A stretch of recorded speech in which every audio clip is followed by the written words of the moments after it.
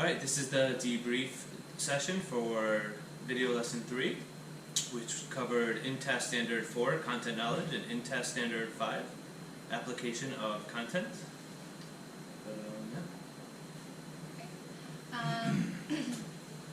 So, I think it was a really fun lesson.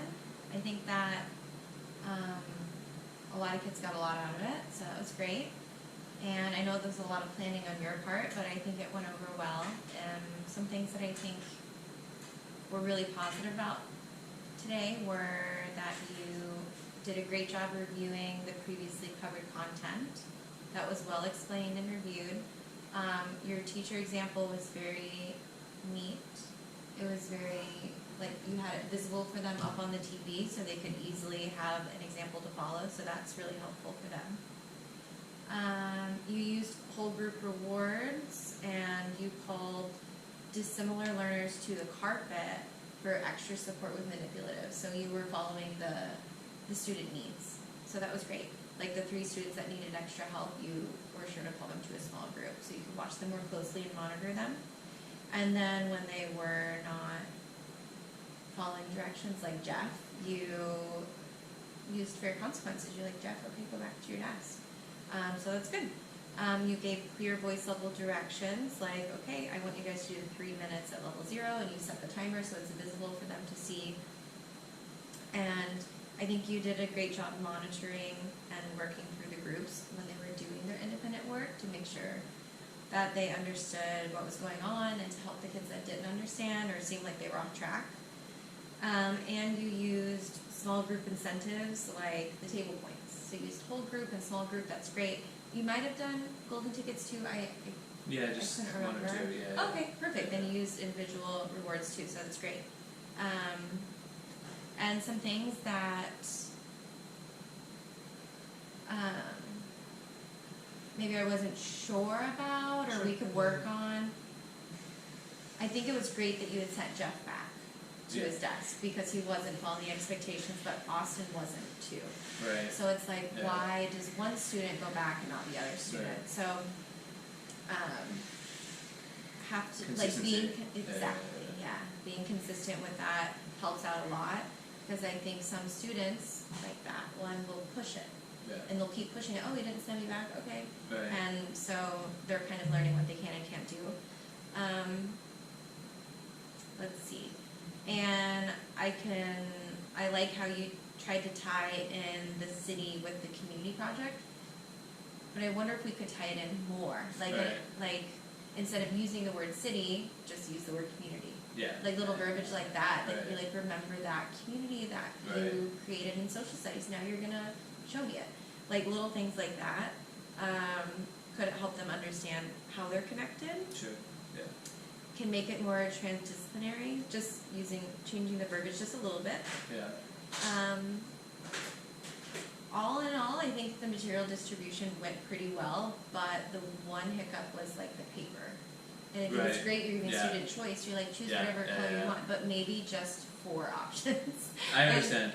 Yeah. Well, and they're all organized. I thought that was going to be the smoothest of all the transitions, and it turned out to be the least smooth because I did think about it. I was like, they'll be fine. But even then, you did think about it. You're like, oh, they're color coded. They can just, and it's. I know.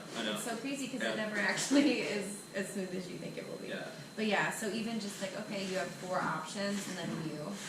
That's why a lot of times, like Luke and I will actually pass the papers out because it gets so crazy, or they're like, and they don't know what to pick. So yeah, material distribution. Maybe lessening the student options, so it still gives them choice, but maybe not as much choice. Sure. And then, the only other thing I could think of is, and we kind of discussed it, their lack of responsibility with materials. Right. You would think that at this point in the year they'd be able to, you wouldn't even have to mention it, but just taking 1 minute to be like, okay, just a reminder, what are the do's and don'ts of scissors? What are the do's and don'ts of glue sticks? What should you do as soon as you finish your glue stick? Like just reminding them to put the lid back on can actually make a big difference. Yeah. So even just a minute to review it, it could save you a lot of time in the long run. So yeah, that's that was that was definitely something I learned today was, wow, like, you need to, like, I reinforced a lot of noise level, this and that, but that was nothing compared to, like, material use. They just kept not using it properly, so now I know. Yeah. Yeah, another thing I would like to add, I don't know if you agree, is, like, one thing I need to improve on, I think, especially with math, is there's a big divide of, there's students, it's too easy for them right now.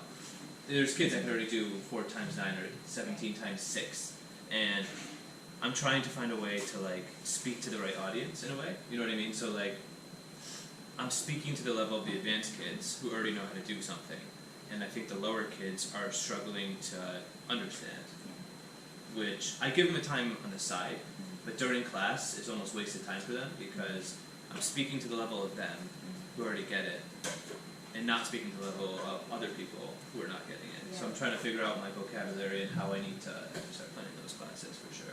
Yeah, and I don't think that you're like holding the kids that get it back because they're still practice.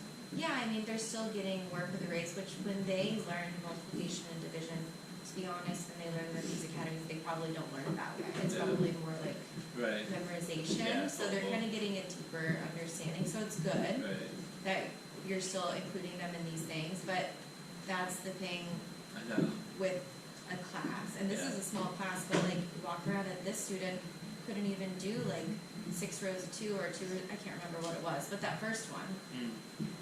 And he understands it when he does it with the blocks, but then putting it on the paper, he forgets. But then other students are flying through it. So it's like, how do you differentiate this? That's my goal next. It's like, how do I do both, you know, and we'll see. And one thing you could do is, like, just adding an extra, like, with must-do, may-do, I think that's a pretty easy, if they choose to do it. But you could make really complicated ones, and that could be challenging for them. Or like a group of 2 rows, like a group of 3 of 2 rows of 2, if that makes sense. Like boom, boom, boom, like houses on a street or something. So just kind of elevate it a little bit more. But I mean, it's gonna be like, it's always kind of like that. That's a big challenge. Because right now I'm relying on like, it's not good. That's something I'm trying to change is like, not addressing the problem in class. It's kind of like, give them a tiny bit of help, then disappear, and then they're kind of, they get it a little bit, and then they kind of just sit there wondering.